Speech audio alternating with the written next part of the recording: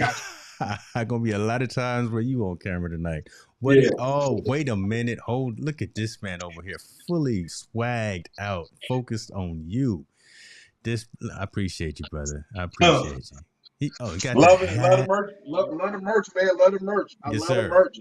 Yes, sir. For Listen, sure. man. This is what we do. Family and team. I love it, man. Look, man. Where my hat at, man? God. Also, that's too far to reach. It's way over there. No, I got one for both. I got it for both of us. We I good. We love it. good. I love it. Appreciate you, man. Man, hey, welcome to the stream, folks. Welcome to Team No Sleep. It's been a couple of weeks, but what is this? May 10th. We see some folks in the building already. We're glad that you are here hanging out with us. Mr. Cox, thank you for always keeping the attendees on point.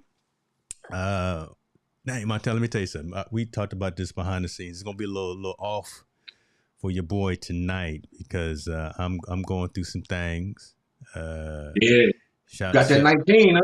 You got that man, 19 yeah. on you, man. Look, it is for real out here in these streets. This COVID-19, I tested positive this morning, Yeah. and it's tough. Today's been a tough day for sure, but I had a couple of streams, and this one in particular definitely wanted to make sure that we do, man. If you not got your vaccine, if you have not gotten boosted, do it because I think that's what's keeping me standing upright right now. But it's hard right now. But we gonna do this. It's not about me. It's about the community. We see it, MDH. It's good to see you. Miss you, partner. Haven't talked to you in a long time. I know you're doing some things. Mr. Cox, yeah, definitely put on some swag, brother. Take a picture of it. Let's go and get focused since that's what we're talking about. Let's get into some of these things. We got a lot of social impact stories to talk about, but let's go with one that was last week since we didn't do Mhm. a show. Yeah, like Kevin Cox was saying, yeah, we missed 2 weeks ago, but Brittany Griner, right? We know she's still missing as in terms of she's not where she's supposed to be. Yep. Right. She's still in isolation and held up in Russia because of the hashish oil that she had in her bag. WNBA is doing or did a tribute to her by putting her number 42 on the floor, right, of the court. Hmm. My question with this and my statement with this, listen, um, you got to do a little bit more than that though. Right. WNBA may not be able to go out there and actually swoop some troops in to pull her out or pay the ransom or do whatever, but something else besides just a little, besides just a hashtag, besides just put the number 42 on the side of the floor has to be done to get this woman back home safely. And it just does not seem to be enough happening from a political perspective and from just a human rights perspective to bring this woman back home where she needs to be. Montel, talk to us a little bit about this while I work Yeah, on the comments. yeah. I appreciate what the WNBA is doing, but like you said, it's not enough. I don't know why the NBA hasn't gotten involved Mm, with this situation. How come 42 is not on all the playoff jerseys that guys are wearing that have been nationally syndicated right now? Why is the NBA and NBA players not speaking out about she needs an opportunity, she should be coming home, and figuring out we don't just have to put pressure on them politically. We can put it on them athletically, saying, "Hey, us U.S. basketball players are not going to come over there anymore until you release her to come home, or till you do these things." Where a lot of them go over there and do camps and all that stuff every year. There needs to be, I think, a more pressure from that standpoint in order to be able to help her, be released. yeah. I'm disappointed in that aspect. I don't know why. Again, I don't know if it's players association or if it's owners or they feel they don't need to get involved, but I believe that say so should be done on that scale as well because they have the national spotlight right now with the playoffs going on. Exactly. Um, it should be there. I think it should be plastered all over the place there. Free Britney because that would put pressure on all political powers to do it, all, as well as them over there because they're watching the games just like we are. Yeah. They're fans just like we are of the sport. So if the men are putting pressure just like the women are, I think it would put a little bit more pressure on the government to say, you know what, maybe we need to release her a lot sooner or come to a resolution a lot faster. Um, And especially, listen, let's just face it, right? The men, the NBA has a little bit more clout, right? And yeah, again, they're known when you got the folks like LeBron, you got some of the other folks out there, some of the superstar athletes who are known for being more than just an athlete, right? They pride Yep. themselves on the social change and those social aspects that they do. Even the Dennis Rodmans of the world. Listen, man, what, right? A couple of years ago, did he go down to North Korea and mess around Yeah. with that Yeah. dude? Yeah. So these players, these celebrities, these folks within society, they can actually make some change happen. It would be nice to see these folks put their money where their mouth is, to just put some action in, as opposed to, again, like I say, less hashtags and more action. Actually, I got a shirt that says that. I made that and put that on my Yeah. present social site I, last year. I think you're right on point, man. I mean, where's the Michael Jordan speaking out on this? You know, where's Okay. the Magic Johnson speaking out on this? Come You know, on. I know the other things they got going on and everything else, but this is just as important as well, is as important as well, and it will free a human being from being wrongfully incarcerated in another Yeah. country. Yeah. Why are they not speaking up on this? You know, we can talk about the, I love the NBA and I want to talk about scores and all that stuff as well, you know, just as much as the next person. But also, this is a human factor, and it's supposed to be their sister, right? She's in that familyhood, that sisterhood, brotherhood of the professional basketball. Yeah. Why? Again, I'm really, I don't know if I'm disheartened or I'm just like, or disappointed. I'm just not wondering why they haven't been able to say it. I don't know if their hands are tied where they're not saying anything about it, or they haven't thought about it to speak about it or whatnot. But they should be talking about this situation like on every break they have. They should be free Brittany Griner. You know Yeah. what? They should all be wearing on these suits and pennants and hats and whatever they got to do to be able to help her be free, because they know if they have that kind of that political power to do that, that means they can go, they can really pull together and do other things when other athletes are wrongfully incarcerated or in a similar situation. So I'm a little bit disappointed in the NBA, but I do believe it's not too late. I would hope they would get on board, jump on board, and really speak their truth and speak their powers. Yeah, I mean, I'm gonna challenge you on the fact that you say you don't think it's too late. I think it's just been too long, right? I mean, Yes. does the crime, does the detention fit the crime, right? Has Well, she? she's Well, there. come on.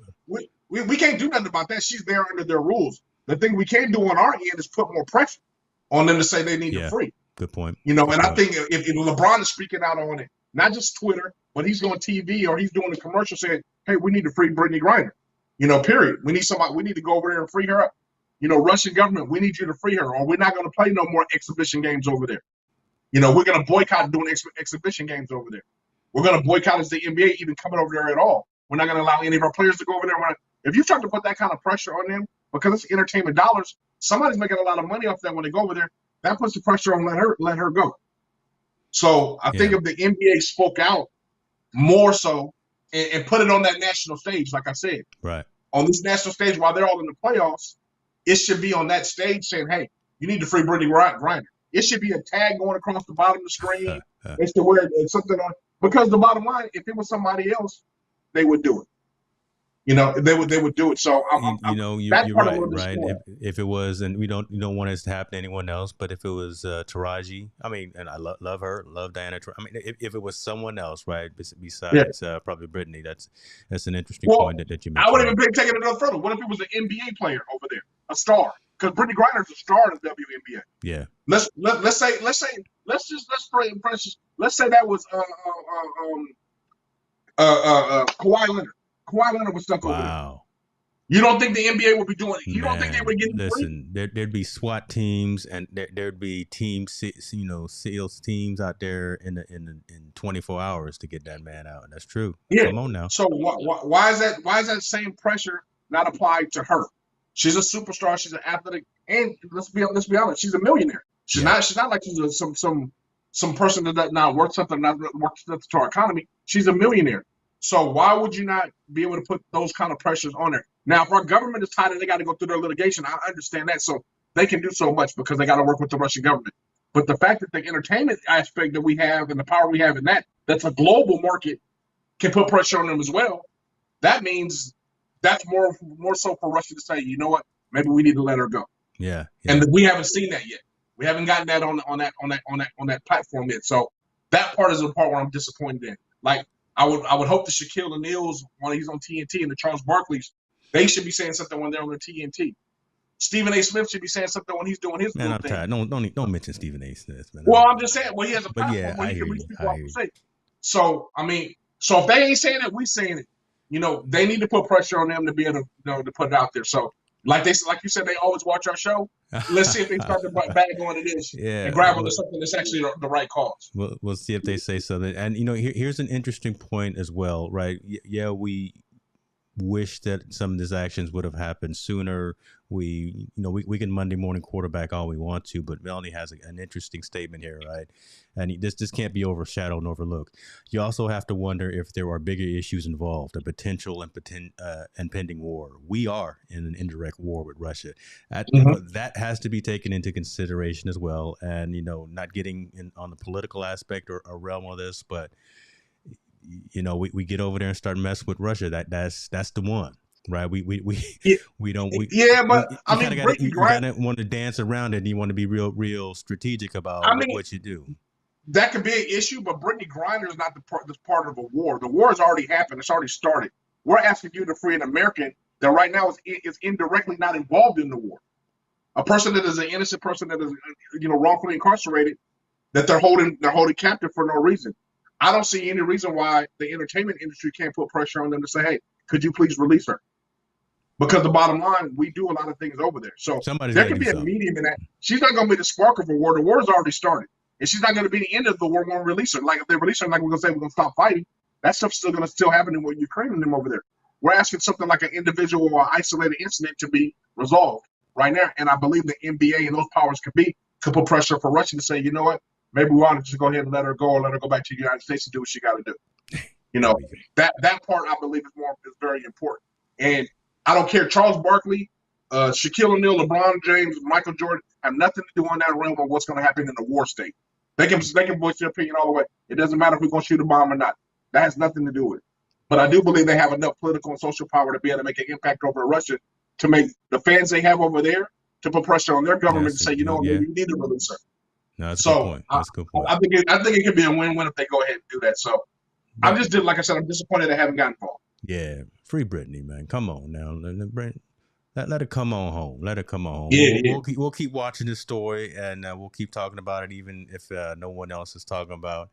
Appreciate everybody jumping into the comments and joining the stream. Again, if you got a question, here's the moderator disclaimer. Put a Q in front of it because I'm a little slower tonight.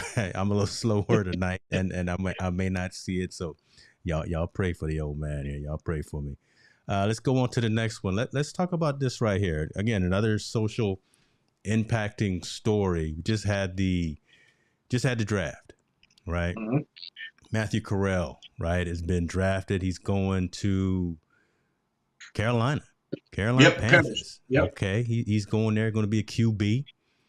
But Matthew Corral is coming out with statements and saying, look, this is all fine and dandy. This is great. These are dreams come true. But I, as Matt Corral, have issues within myself that I need to deal with. I got some demons. I'm dealing with depression. I'm dealing with alcoholism as well. And I really wanted to bring this story to light and say, this is a grown man right here coming and bringing these things to light, because this is showing that he is aware of issues that are going on. He's asking for help. So we definitely want to raise awareness to this and say, look, especially for the youth, right? Especially for young athletes, especially for young kids as well, who are aspiring to be in that room for the NFL draft, and then to hear their name called, go and get that jersey, go and get that check and all that, to see that, look, this first round draft pick or this draft pick as well has issues that everyone else has. Right, alcoholism and depression and things like that, and he's asking for help. So I just wanted to bring this up and kind of get your opinion on it, Montel, as well, because we talk a lot about this stuff right here, right? Men really stepping up, and again, not just men, but particularly men stepping up to the plate and saying, "Listen, I got a challenge, I've got an issue, and I'm asking for help. I know that I can't do everything all the time, and I've got these demons, as this story is saying, that I'm trying to deal with." So, shouts out to Matt Corral on this, man. Give me your thoughts on this. Yeah, I mean, like you said, I think it's a cry for help, and I have to applaud him because he's talking about life outside of football. He deals with isolation and depression and all these different things and these demons and alcoholism. I think he's very commendable to be one to admit that he has these demons and these flaws in his character, and the fact that he's willing to work on them. He wants to work on. He wants help to work on them to alleviate them. I think that just commands tremendous praise on this part, especially when you're playing in a sport like football where you hide those things. You're supposed to be this macho man. I get beat up on Sundays and I'm taking all these different things, and I'm not supposed to admit that I have problems or issues with these things. So very commendable on this young man's part to be able to do that.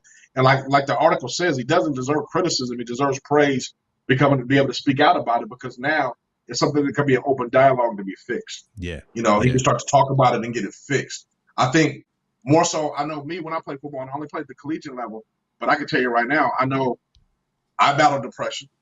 I battled those kind of things. I wasn't a drinker or a smoker or nothing like that, so I didn't do drugs or alcohol. But I battled depression. I don't know if I wouldn't so say there were demons, but I've dealt with other life pressures that were really hard on me. I was a teenage father. I had my first son when I was, my first year of college. So I had a lot of different things that I was battling with, that I had to deal with, and depression was one of those. And I didn't talk about it. I learned how to internalize it and just kind of deal with it. I commend him to be able to reach out for help and ask for help, and asking for a professional organization that has a lot of money to be able to corral around him to help him in that way, where it doesn't have to be a secret, where he can kind of just deal with it and figure it out, and figure out where his mainstay is going to be. I think this is going to open the door for other professional athletes to be able to talk about it as well and set example for a team. It's funny. There was a young lady at Morgan State. She's a softball player, and she was talking about her mental health. Kind of the same situation. She's like, where's the help for me when this all ends? Wow. Because this is going to end, right? Softball is going to end for her. Her sport is about to end. And where's my help? Where's my depression? Because I'm not going to the pros. There's no pro level for me to go to. There's none of these things going to me. And people act like we don't go through the same thing that other people go through. And I'm already starting to get depressed looking towards the end of the season. Where's my help? Right. So I think stories like his and her stuff, those stories are starting to open up, because there's a lot more of those people that are out there. You go through depression, man. It's real. Yeah. It's how you deal with it and how you deal with those demons. And I mean, like I said, I hope he becomes a poster child. I hope he speaks about it more. I hope he talks about it more. Yeah. And I hope it doesn't become a detriment. I really do. I hope it doesn't become a detriment. I agree. Yeah. In his professional world, because some may look at that as weakness, right? We already know some people look at that as weakness because he's admitting it and he's talking about it. I hope it doesn't become a detriment or something that's a roadblock in his development and becoming the best professional football player he wants to be. Yeah. So I'm thinking probably it's going to be some of those whack fans outside that are probably going to be talking negative, as opposed to folks that are actually in the locker room, in the organization, out there on the field, right? To be honest with you. So now that he's got this platform, right? Again, use this platform of the NFL and being out there, and like you say, being that poster child, being the one to talk about getting help, not being ashamed of it, not being afraid of it, using your resources and just going out there and trying to get better. So that's like my man right here saying, this is real talk. So yeah, hopefully Matt Corral can be that guiding light for a lot of folks. And again, I keep talking about youngsters because, again, he's coming in brand new, so he can relate to he's young himself. Right? I mean, right? He can relate to those freshmen, sophomores, and seniors that they're still out there in college. But he's a young man himself, though. I mean, the fact that a young man that's around 22 years old is spreading an awareness about mental health. Yeah. Can you imagine now? Remember, these demons take a while to develop, right? They just don't happen overnight. He didn't abuse alcohol in just one night. True. He didn't have these depression episodes in just one day, one night. These things are built up probably since high school, right? High school, probably that's where it kind of started.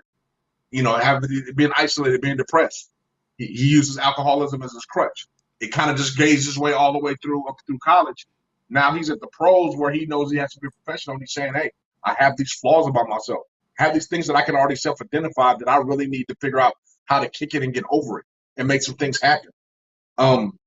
So I like that he has his platform. And it's funny that, like you said, these stories are on our national level. They're not talking about it. They're not having these things about them. We'd rather talk about other stuff. This is real life. This is what a lot more go through than we think. Yep. So I'm glad he can share his story with us through his lens and what he's dealing with it. I'm wishing him all the best. I hope he gets help. Love it. I might go out there and get one of his jerseys. I don't know. We'll see. We'll see. I'm still concerned about my Steelers, and I don't want to even have the conversation tonight. So don't let's not No, go. hey, wait, hold on, Oh, hold on. here we go. I shouldn't have No, no, said no, no, nothing. no, no, no. Okay. I'm coming around, man. I'm starting to like the Steelers a little bit more. Oh my To be honest God! with you, Say that one more you know. again, man. Let me. Yeah, yeah, I'm yeah. a, I'm starting to like a little. I mean, the fact that they drafted the young man, or they didn't draft, they signed the undrafted free agent Jahad Wood from Washington State. yeah, Man, I'm a big fan. I think he's a spitting image of Devin Bush, and I'm speaking about this young man and his character because I knew him when he was in high school, yeah. and we're still kind of connected through college, and now he's with the Steelers. Plus, you got Najee Harris. I mean, they got a lot of great character young men that's in that program. I can't do nothing but root for them, Look for the at you Steelers. sometime. Look at you sometime. And come on, come through now. I'm Okay, all good, okay, man. all right. So that's a good one. I'm on your side on that. I'm gonna send you a terrible towel, and I'm gonna need you to wave it every given Sunday, God dog. Every given Sunday. I'm with you on that one, man. I'm with you on that. I'll do that for you. That's for sure. I'll I rock love that. it. I love it. All right, all right. Let's move on to the next story here. This is a pretty cool story, man. Gregory Odom got the chance to actually go out there and play in the PGA Amateur. He won his last amateur outing, but he was actually at Wells Fargo. Was it late last week or last weekend? He's a senior at Howard University, so that's big shouts out and big props to that too as well. But he got called up and he qualified. He just rightfully so to play in the Wells Fargo Championship, the PGA Tours Wells Fargo Championship. He made it through the second round. He got cut in the second round, but again, just the aspect of making that dream a reality, making it happen, and to see someone that looks like that playing in the PGA. That's Look, we all love Tiger. A lot of us love because that's where it came from. That's where it started. That's really where it opened a lot of our eyes, a lot of our perceptions and visibility to the golf world by seeing Tiger dominate, by seeing him win. But I think it's phenomenal to see someone else out there Mm-hmm. picking up the picking up the pace, picking up the torch, so to speak, and actually coming out there and representing, looking well while he's doing it, being a class act, doing decently while he's out there fighting the tough holes out there on the course. So just wanted to shout out to Gregory Odom Jr. for making it that far. And I mean, look at this, man. This is stellar crew right here. This is the Howard University golf team right here, who after they just won the Division I team competition, I forgot where it was, but that's a stellar looking crew. So just wanted to give some shouts out to Gregory Odom on that. Yeah, I think it's a great thing. It's great to see Howard on a national stage with golf. I mean, of all sports, see them on a national stage. That sparked my interest as well, right? Because you Yes. never would have thought Howard University. I don't know why, but Yeah. even would have never thought Howard University doing so well in golf, but yet Oh, still they winning. I want to get. I mean, we got to give a shout out to them and also North Carolina Central. They actually have a really good golf team as well. Um, and I think stories like this is bringing awareness and bringing more popularity to the sport amongst African American and Latino culture, which is great. I believe that we're still breaking down barriers. Tiger was the one, he got through it, but now we're on the tail end of his career. We need, like you said, to see more faces like us, more faces that look like us, and I'm talking about every kind of folk. Yeah, Black, white, yellow, green, I orange, love it. every Every kind kind of of folk folk. Yeah, man. should be out there and be at a place so we can see them and have people that want to mimic them and young people that want to get involved. I think we got the stages with tennis now. The Serena Williams sisters are going out. We got Naomi Campbell coming in. Golf, we don't have that. We had Tiger, and that was pretty much it. We really don't have anybody coming in to kind of pick that pace up and keep it going. And to see that Howard University is kind of leading that charge with a lot of talented golfers, and this young man has being one of the best. I think it just shows how the sport is growing, how it's great to see African Americans and Latinos participate. And I mentioned the Latinos because he just had the Latino golf thing in Atlanta, I think a week ago. But to see them being, and grooming themselves in the sport, getting better and better, and now we're starting to play, peak at the highest level. I think it's always a great thing to be able to have that because now we can, talk collectively about sports and we can always have our fan. And I don't Yeah, think there's nothing wrong with being a fan just because of somebody's skin color. If that will get you involved in the sport and you like it, and that will make you attracted to it, yeah. by all means, go there. Where there's nothing wrong. It's not racist. It's not racial. It's nothing. You just see somebody that looks like you and you want to be like them. You see that It's, inclusion, right? You yeah, see that, yes, I can. If you can do it, you look like me, then you know what? Maybe that could be that barrier that you get over to say, yes, I can do it as well, absolutely, right? And so the video, absolutely. folks, that I'm showing is Gregory Odom while he was hugging his mom as he was getting ready to go play his first hole at the Wells Fargo championship. Which, come on, that's what it's all about right there. When you can make your mom happy, that's what it's all about right there. So Yes, yes, indeed. I think it's a great man. I think you know, I just think it's great, man. I think it's a great thing to be able to kind of get that torch and kind of get in there and like I said, to acclimate ourselves and bring more popularity to what's going on. I mean, it's funny. People always say how come you talk about color with sports like tennis and auto racing and golf and everything, and I'm like, well, it's just like Eminem. White people became attracted to hip hop, especially when they saw him. yeah, Before it yeah. was mainly predominant African American thing. When they saw him now, we have abundance of Caucasian rappers that are very talented that are in there that are accepted. Same thing with us. When we see somebody that's golfing that looks like us, it's something that becomes more wide water accepted because we can assimilate. We can figure out. We're like you said, it's very inclusive for us.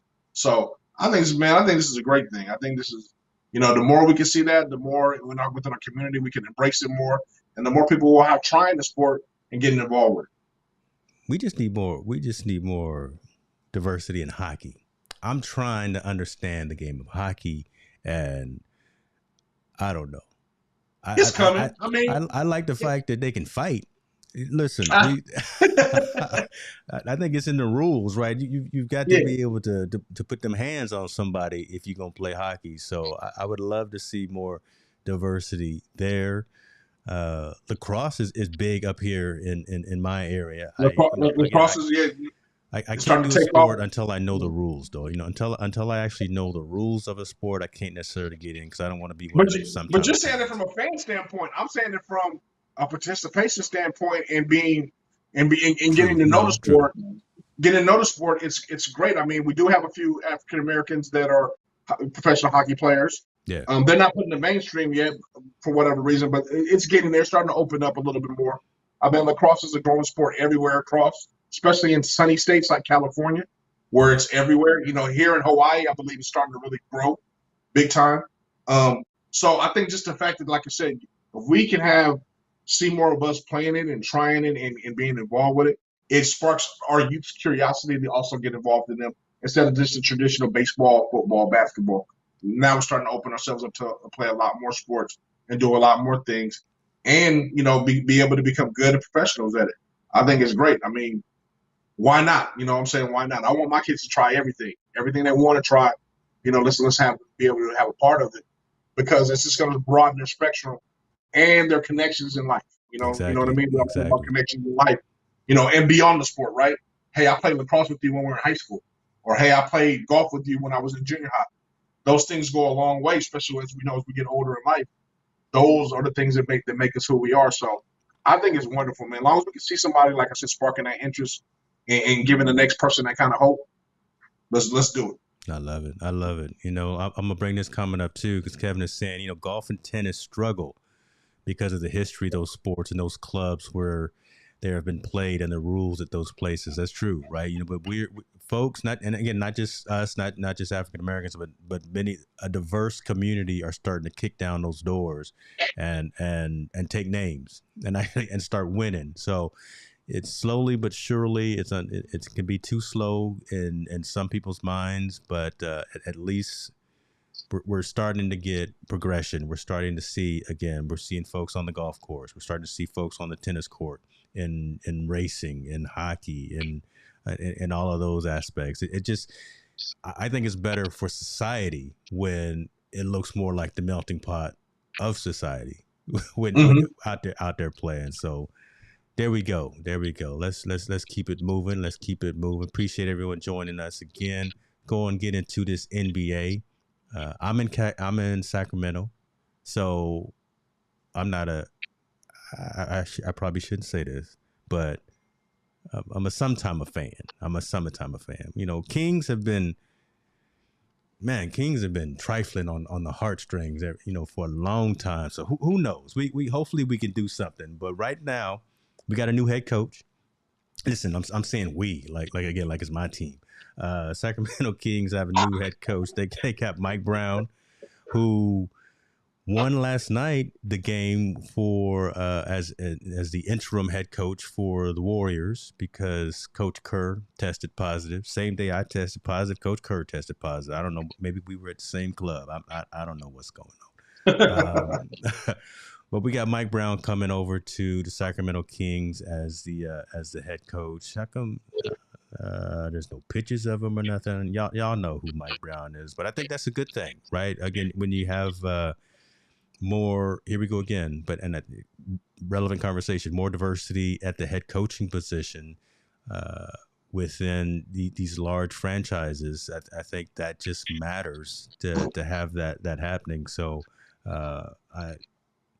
I don't know about his squad. I unfortunately haven't been keeping up with the talent that's out there on the court right now. But just to have Mike Brown's a different name than some of the other names that have always been talked about for some of these head coaching positions. What do you think about Mike Brown being named head coach for the Sacramento Kings? I don't want to.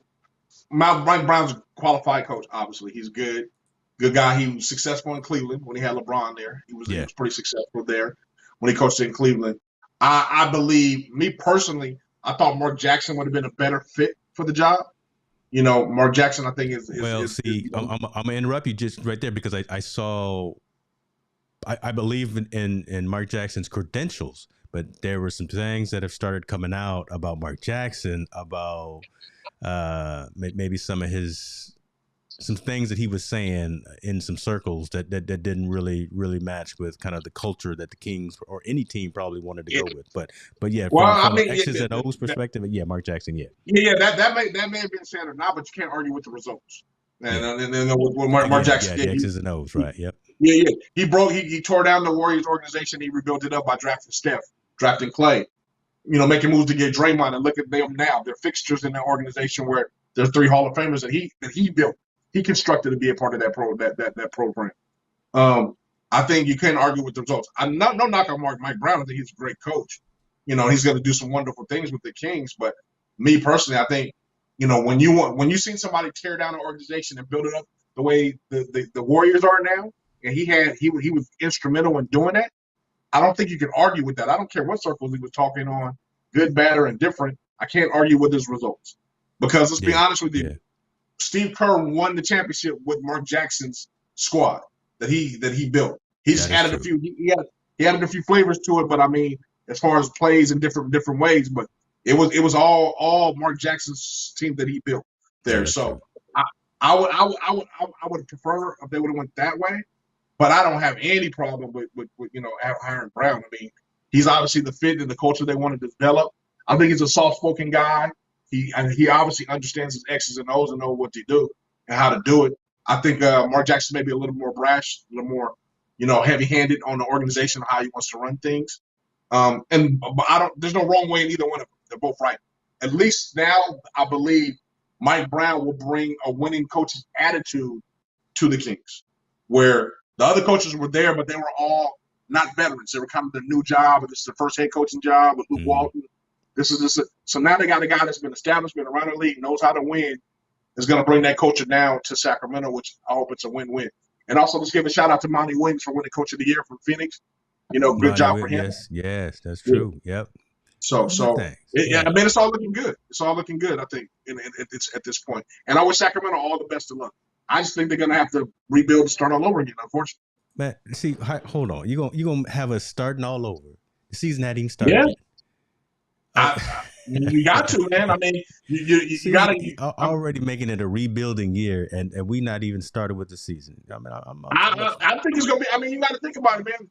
They have a few good pieces, but they don't have that piece to get over in the West. The West, you got to win damn near 45 to 50 games just to get in the playoffs. No, listen, Phoenix and whatchamacallit, Golden State, Dallas, Denver. Man, you're not gonna beat. Yeah, that's true. all of them, you got to win 45 games. So with the current squad, can they do that right now? I don't think so. I mean, No. maybe. I don't know. But I mean, I'm saying, what I mean by rebuilding, he's got to put his stamp on it, and that stamp usually means you got to get rid of something in order to get something to come there and play. I Yeah. believe he's going to have to put that kind of stamp on it and rebuild the team the way he wants to, the way he envisions it.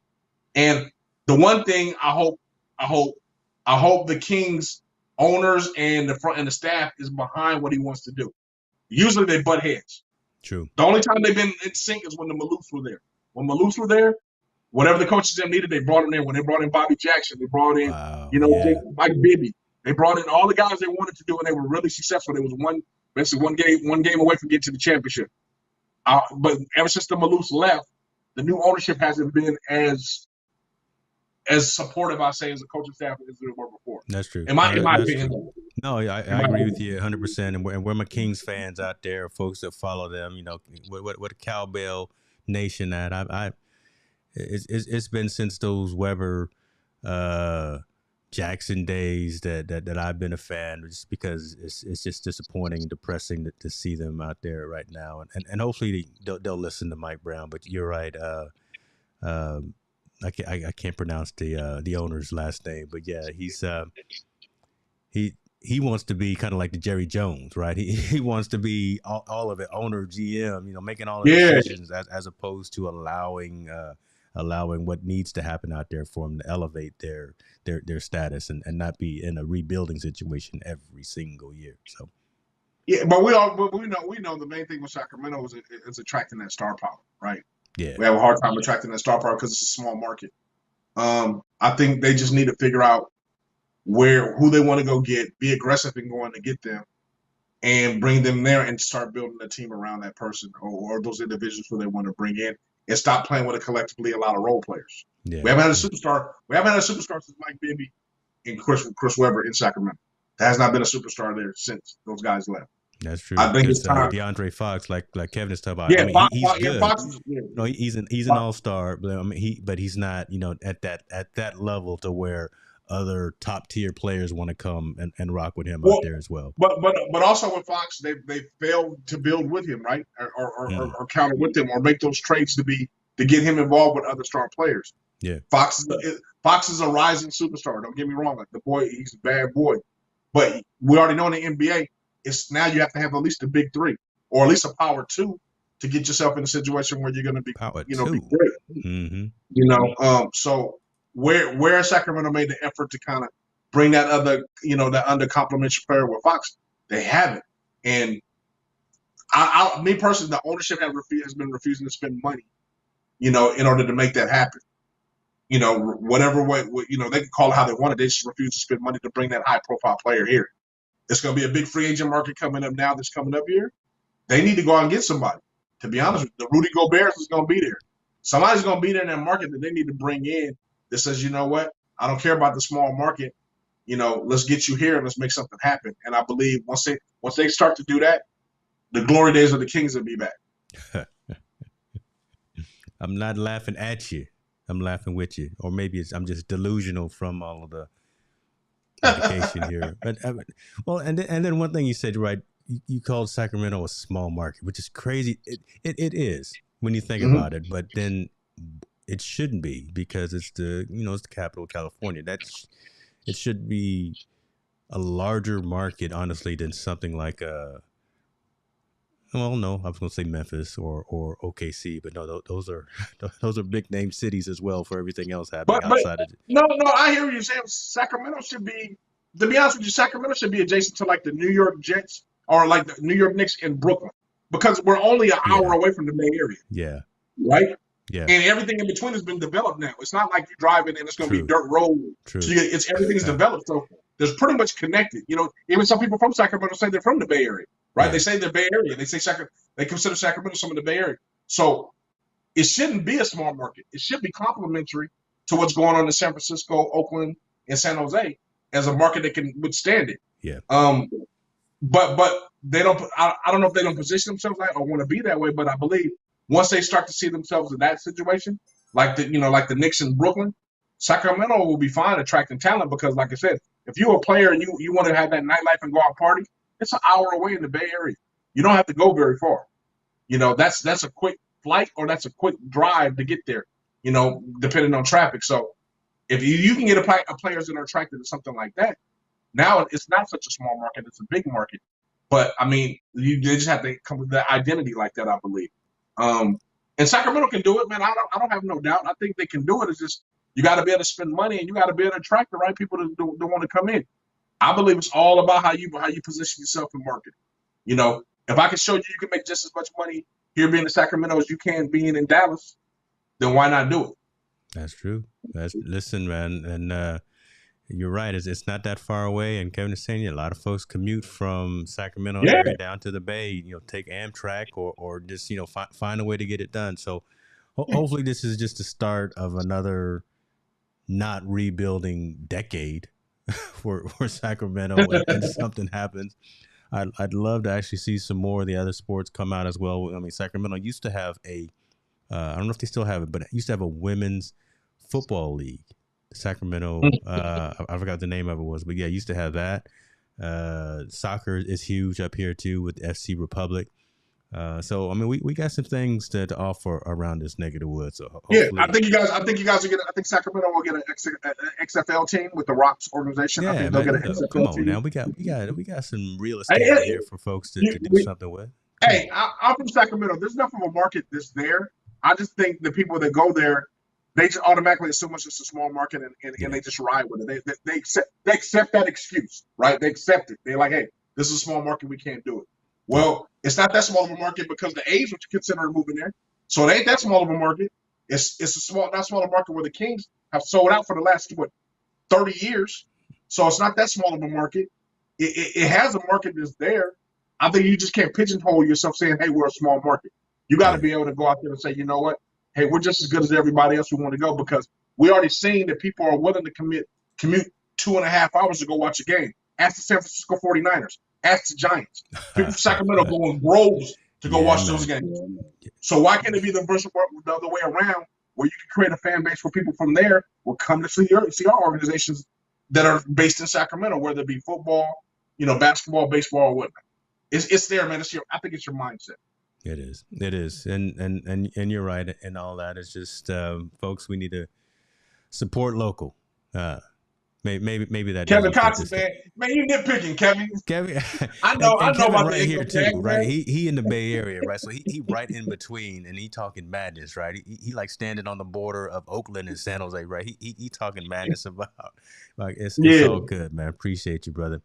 I want to end with the other story that I talked about, but you had mentioned an interesting thing, and I did see it. I didn't pull up the story yet, but Brady is already, that's Tom Brady for folks who don't know. He is at that point where we can just mention him by either first or last name. He's one of those, he's like Madonna. He's like Shaq, right? He's like that. He's already got a job after he gets through playing. He's going to play apparently maybe one more year. It seems like. So Tampa Bay should not expect it to be another multi-year deal with Brady. But he says he's going over to Fox. Going to be an analyst out there making making more grown folk money, making that Giselle money. What do you think about this? And see this, I've got an issue with it, but. And I want to hear your side of it first, and while you talk about it, I'll bring up the story of why I've got an issue with it. Okay, I'm okay. I'm happy that he got it. That's fine because it's Brady has to go. He can provide insight, but not $300 million worth of insight for football. You can get a backup quarterback to do that, and I think it takes away from guys that have grinded their butts off to get to a position where they can be in that situation. And Fox is just handing it over to him, saying he deserves to get this kind of money over 10 years. I don't agree with that. I'm assuming Fox feels the NIL and Brady's going to bring all these fans to watch and everything like that. But I think if he's going to be anything, which he probably is going to be just like Romo, I'm not going to be a fan of it. I didn't think Romo was that great of a commentator. I don't know if Brady's going to be able to work out. I know Drew Brees is kind of doing it. The problem and this is another problem I was thinking about this as we were talking about this story. I see all these guys, and they're great players, But again, without signing a ratio, I want to know where are black quarterbacks having the opportunity to do these things, because they can provide insight as well. Where are other African Americans and Latino Americans able to provide insight to the sport just as well as these guys can and do that? How come we can give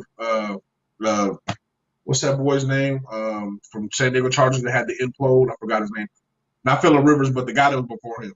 They had the implode. They had the bad career.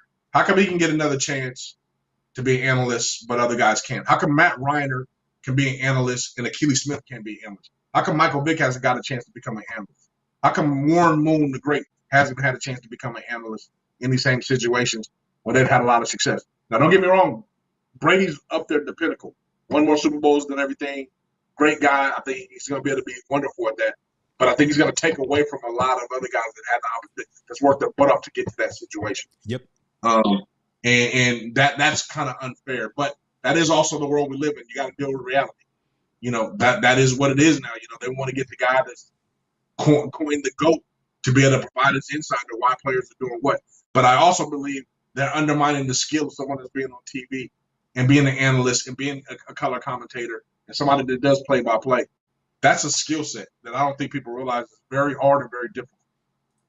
I don't know if Brady's going to be there at that point. Ryan Leaf, exactly. Yeah. Ryan Leaf was able to have a job, and a guy like, Ryan Leaf did bad things too, has a job as an analyst, but Michael Vick can't get a job as an analyst. Can't get a job. He's not even considered. So now that just turns to the point. Why is it? And it's not the networks, because networks have analysts. Let's not get it twisted. Some of these networks have analysts. Teams don't have these teams that they cover, for some reason, don't have people of color analyzing their games, a la Dallas Cowboys. It's always Troy Aikman and the other guy doing that. I forgot his name. He's very good, though. He's always doing it. They're not there doing those analysts of those games when they're, at the game actually commentated. Then they go to halftime. That's a whole different set of group of guys doing it. But I'm really, it's really concerning, man, because I don't understand why we can't get insight from everybody.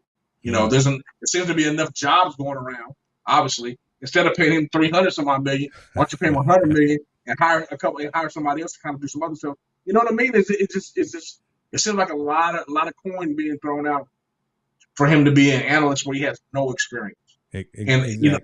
So and that's the problem that I had, right? Yeah. And how I interluded and said, making that grown folk, making that Giselle money, because everyone who knows Giselle made more money than Tom did during her career. And again, just it's also, I think it's a shame because it's has the team, the Bucks, know that their tenure with Brady is short and is already got an end date to it. They knew that, right? Because he was already somewhat retired, but now they know it's only going to be a year, because after this year, he's going to go off and do this other thing. But again, $375 million. I mean, Kevin is talking about, yes, the GOAT factor. I mean, he's one of those folks that is going to get money for just showing up and being him. But that's a lot of coin for someone who hasn't sat in that seat on that side of the field doing that type of a work, right? He can obviously play the game. He knows the game, but it's a whole lot.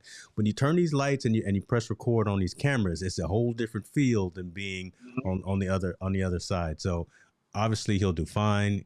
More likely he'll put the right folks around him. He'll get coached up. He'll get trained up. He'll do all of that. But again, it seems to be more of a distraction, to be honest with you, for the Bucks, that they know Brady is now going to be on a short tenure with them, already looking towards the next thing, as opposed to staying laser locked in, laser focused on what the Buccaneers need to do. And again, someone else could have been making that kind of money as opposed to throwing it to yeah. I think he's professional. I like Randy Moss. Hold on. Yeah. I'd love to see Moss have his own show. Yeah, that would be awesome. But Randy does commentating for ESPN on Sundays. He doesn't have his own show, but he has his own segment. Yeah. So Randy's doing his thing. I mean, and I'm just saying, man. I mean, for somebody to get $375 million to do something he's never done before, that seems like a big overpriced payment for him to be able to come do something he's never done before. Yeah. It seems like to me, and I'm saying, with opportunities, how come opportunities hasn't came to some other people? Like I said, I always draw it down. Matt Leinart is an analyst on CBS, right, for college football. Well, Achilles Smith was better than him when he was in Oregon, but he doesn't get a shot to be an analyst. You mean to tell me that he can't break down film like Matt Leinart does and says the same thing that Matt Leinart does? So and it's not location because I know Achilles Smith personally. He lives in Southern California, so it's not like you got to fly him in from anywhere or do anything. He's in the geographical region where you can bring him in, and he can say the same things. Ryan Leaf has a college analyst job. And we're talking about quarterbacks only. Ryan Leaf was a bust, right? Some people say Achilles Smith didn't have a successful career. But why does Ryan Leaf, who went to jail, did all these horrible things with drugs and all that stuff, get a chance? Remember that. Achilles Smith has none of that stuff on his record. He just wasn't successful in the NFL. He doesn't get the shot. How come he doesn't get the shot? How come he's not getting a chance to come in there and be an analyst on there and talk about the sport that he loves and the things that's groomed him to be as great as he was and talk about that inside as well? That's the part that makes me mad. Like, no disrespect to Brady, he's a great. But how come Warren Moon hasn't got that stage call? You know, Warren Moon broke every record there was. He doesn't get that stage call. Yeah, what is Brother Moon up to? Haven't heard anything from him. Yeah. So it disturbs me because those opportunities don't seem like they go. A lot of guys that are ex out of NFL come. It doesn't go to a lot. It doesn't go to the greats in college of color. They don't get that shot to come back and be able to be an analyst to get those other jobs, get those other opportunities. Even Johnny Manziel got a shot to be an analyst at some point when he was finished with his career. Yeah, he got that's to come true. Back that was crazy talk too. That That was crazy. Osmond Manziel got get to do it, but Jamarcus Russell doesn't get a chance to be able to come talk and say some things. You know, and I'm not talking about an interview. I'm talking about becoming an analyst and be there and be able to be coached up, have stats, be able to learn how to do those things. We don't get those opportunities as much. And I think this Brady one, you know, even though he's the GOAT and he's very great, he's going to be. I think he'll eventually be good, especially as breaking down plays. I don't know if he's worth that kind of money. And two, I think it's taken away from somebody else. And I also think other people deserve to get an opportunity in that seat. Yeah, that's where I'm going with this whole thing. Man, see, there we go. We breaking it down, folks. What do you think about that right there? Put your statements in the comments right there. If we keeping it real for you right here. Let's go. Damn, I didn't see. COVID got me pushing the wrong buttons, brother. Hey man, I'm good with that. We're on every Tuesday. Oh, okay. I was gonna go get me a drink real quick while the call to action played, but hey, you know this is live streaming. Yeah, that's right. We live every Tuesday night, 6:30 p.m. Pacific time. Hold on, man. I don't like that. Why did that not play? I'm a perfectionist too. I'm gonna play it again. Okay.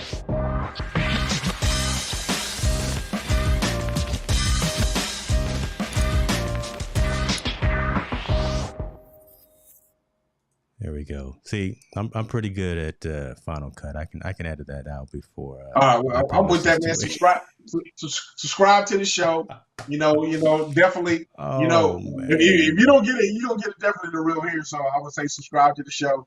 Definitely, and man, please give us your topics, what you want us to talk about. If there's something that you feel we should discuss on the show, I would encourage anyone to comment on it and talk about it and let us bring it up and. You can get it through our lens of what we think about it, and then we can take what you say. You never know what we're gonna talk about, man. It's always gonna be off the chain. That's why we got to have these star moderators like Mr. Kevin Cox in here to keep at least me off the rails. You know, Kevin's straight focused. Keep him focused. He's focused. He definitely focused. Yeah, man. You got to keep him focused. All right, but let's get into this last crazy story, and it may draw some controversy, may draw some questions, but that's okay. That's what we do. Where we at here? Chris Paul, he ready to put them hands on somebody because somebody was putting their hands and harassing his family at the last game between the Phoenix Suns and the Dallas Mavericks. You guys probably heard about this. Young fan heckling Chris Paul's family on Mother's Day, of all days too. Don't mess with the man's wife and the man's mother on that day, literally poking at him, putting your hands on him, and saying Happy Mother's Day. Apparently that's what was going on, because I hadn't heard all the specifics of it, but Kenny Smith on TNT kind of went into some detail. I think it was last night about what was going on. The young kid was actually drinking too much. Was actually saying Happy Mother's Day to Chris Paul's wife and mother sarcastically, right? And then actually putting his hands on him, poking at him. Got into a little altercation right there. Obviously, Chris Paul saw it and he says, I'll see you after the game. And I'm almost like rightfully so, right? I mean, CP3, Yeah, man, you can't be putting your hands on people, regardless of the age of the individual. So yeah, it's this young gentleman right here in this green jersey right here. Looks like a teenager. I don't know. I can't tell age or anything of that nature. But again, looks like a young cat out there heckling. Was probably drunk. But man, what are your thoughts on this again in terms of hey, protect your family fans? first. Fans, there Yeah. you go. Fans getting out of hand, possibly, right? And just that whole aspect. And then let's talk about the security aspect again, right? Just because we keep having these types of stories and these conversations about security at these events where either folks are running out on the court, gluing themselves to the floor, or chaining themselves to the back court stanchion, or now you got VIPs and celebrities and people of interest heckling other getting heckled, right? I mean, this is just Well, I mean, we got the Dave Chappelle situation that just happened. the Dave People don't Chappelle understand. situation, man. Come on, Yeah, man. I believe. Well, let's start back for you. Think what I think about it. I think protect your family at all costs at first, right? You protect Yeah, your family. You make sure. So Chris Paul's definitely not in the wrong. You know, right. I would go after anybody this arrest of my mom and my wife as well, in any kind of form or fashion to protect them. Yeah, Number two, in that particular situation with Chris Paul, security looked like they reacted pretty fast. Security looked like they was there. Like as soon as they figured out the situation was going on, they were there. They escorted the young man and whoever he was with out. And I've also heard they banned him from all games. He can't come to no more NBA games anymore. So I think security and them reacted pretty swiftly on that, and where it didn't get out of hand. But it's also the same thing, man. If I'm a player and I participate in the court and I got to worry about my family yeah, or somebody harassing my family in here, there's a problem. I truly believe the NBA needs to block off a certain section for family. they're Well, too usually they close. kind of do it and say, Yeah, hey, family only sits here. Family and close yeah, friends can only sit here. And that's going to be blocked off by where yeah, fans can't, regular fans can't get involved or can't be there in that situation.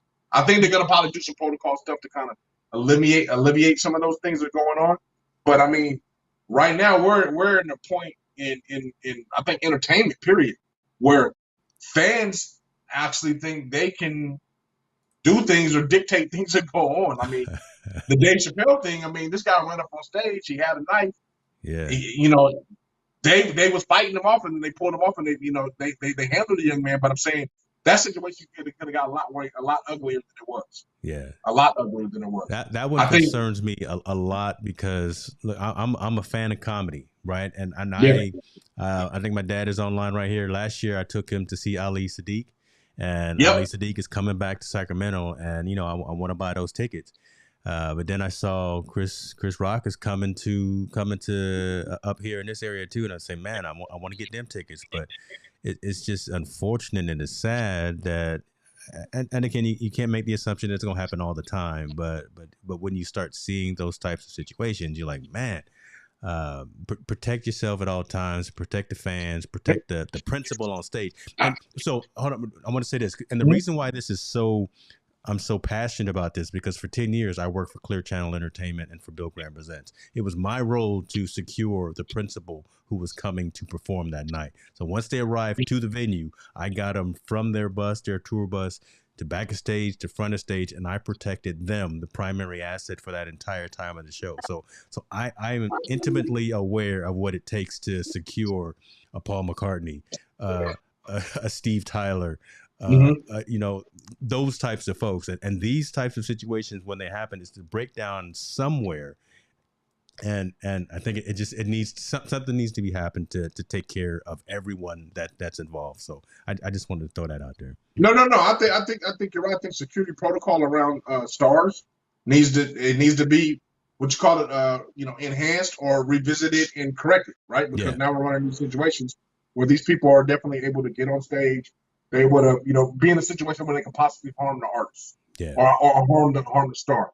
I think it needs to be reformed. There's the word I want to use. It needs to be reformed Yeah. to be fixed right. I also do think we have poor examples, and I hate to bring it up, and I don't want to bring it up, but I mean the situation like Will Smith, walk up on stage, you're assault Chris Rock. Yeah. Come on. Then we have we have the young ladies in the Minnesota series trying to run on the court and do their thing and do all those things. These people some of these people just want to be famous. They want to get their name and their look out there because they did something ignorant or crazy. Just like the guy with Dave Chappelle, he wants to be somewhere in the starlight or somewhere getting the limelight. Yeah. And this is why he did what he did. So security has to be reformed and conducive to the environment we're in now, the social media environment, the instant gratification or this instant success. If I go do something stupid, I'm gonna get a million views. I'm gonna be an instant superstar. Yeah. Those things need to figure out how to make do security a lot better around these people because, in all honesty, man, I think either someone's gonna end up getting hurt or they're gonna end up hurting somebody. Okay. What's his name? The Baby, the rapper, the Baby. He don't play that. He didn't punch out a couple of fans. Yeah. They just try to get up on him or do something wrong to him. Yeah, that's true. And yeah. They say he's wrong, but I say, why is he wrong? If I feel somebody is doing something to me or something to me, why can't I defend myself? I'm in a room full of thousands of people, and you throw something at me or you hit me with something, I'm reacting. I'm swinging wherever direction it came in. I'm swinging on that person. Yeah. No. Yeah. Justified. So justified. Yeah. He's in the mindset. I'm protecting me first. I'm protecting me at all costs first, and then I'll deal with the situation or the ramifications afterwards. And I don't see anything wrong with that when you're in that situation, when you're around thousands, even sometimes millions of people that are there watching you, that are around you, that want to touch you and want to be around you. And some of these people don't know how to act. Yeah. They don't know how to act. So I just think security needs to be reformed. I think it'll be it's going to be a really strong evaluation for the NBA. Obviously for comedy shows and all that, those things are all they're going to reform them, re-strategize, figure out how to do it. And I believe, man, who knows? We might be seeing people perform behind glass at some point if it gets too out of hand. Yeah, that would be unfortunate for sure. But I actually, it sounds pretentious, but I agree with you on the statement that some of those folks, again, those special circumstance folks, when you got your wife. When you're an NBA player and you got your wife and your mother, you got your children there, those folks need to be separated. Those folks need to be attended to. Because I think about what you and I have talked about a lot about NIL, right? And so here's the correlation I bring to that. Again, you got folks that are coming up and now they have something from nothing. And you got folks out there behind the scenes that are like, now that you got something, I want it from you. So this brazen fan who's now been drinking 4 or 5 Budweisers is now thinking that they can go out there and poke at Chris Paul's wife and mother. He's too close to those. He's too close to those people. It really is. There needs to be some separation, or there needs to be some boundary. I don't know if it's the right answer. You and I are just contemplating. No. But something's got to happen. But you got to look. You're looking at it through your lens of it. And think about it. If you're a player out there and you're doing your thing, and you have your wife and your kids in the stands, and there's other general fans that are there, and they're harassing them or they're doing things that they don't want to do it to them, then me as an owner or somebody, I need to separate that. I need to say your family needs to sit here, or up there in the booth, or if they don't want to be in the booth, they can sit right here in these 3 rows that are definitely set for family only. Yeah. And then we'll have security around that so they can't do those types of things to watch people that are doing those things in order to let them enjoy the game the way they want to, right? That's just kind of a fair the way you want to do it. It's sad that we have to come to that place, right? Right. But it's actually the reality of it. It's the reality of things because, like I said, people will do anything for likes and hits on their Twitter or hits on their account now. It's the TikTok world that we live in. Come on, y'all. Yeah. Including whether it be just running out on the court, whether it be chaining themselves to the court, whether it be punching somebody in the face or assaulting them. They want to be known. They want to be that person on the mainstream to get those hits. Right. So I think, I believe security officers, security teams, security organizations, securities around these stadiums are going to have to do a different kind of protocol and reform what they're currently doing and change it to make sure there's none of those artists or those people don't get hurt. And once they fix that, we'll learn how to adjust and maneuver that way again. Yeah. But it's going to be different. It has to be, because at the bottom line, you can't risk a commodity like James Chappelle getting stabbed on stage. He's a $1 billion commodity. You can't risk that. You can't risk Chris Paul being upset about his wife, and because that one, he can't play the game and maximize him. He's a commodity. I need to like him and the things that are around him. If he's worried about somebody harassing his family in the stands, he's not going to perform on the court like he's supposed to. He's not doing his job. Yeah, he can't. He's not doing his job. On his job. Yeah. Yeah. So am I gonna spend a few extra $100 on security to be around his family and set them in a couple of seats, or I'm gonna and protect the best interest of my guy who's a $1 billion client that's on the court, who's making money by selling jerseys and winning baskets and advancing us in the playoffs? Yeah. I think, man, it's gonna have to be that balance. They're gonna have to figure out how can we protect them and their family more, because we're in a different area, in a different arena, and different stages in this world where that social media means more to people than anything, and that means anything.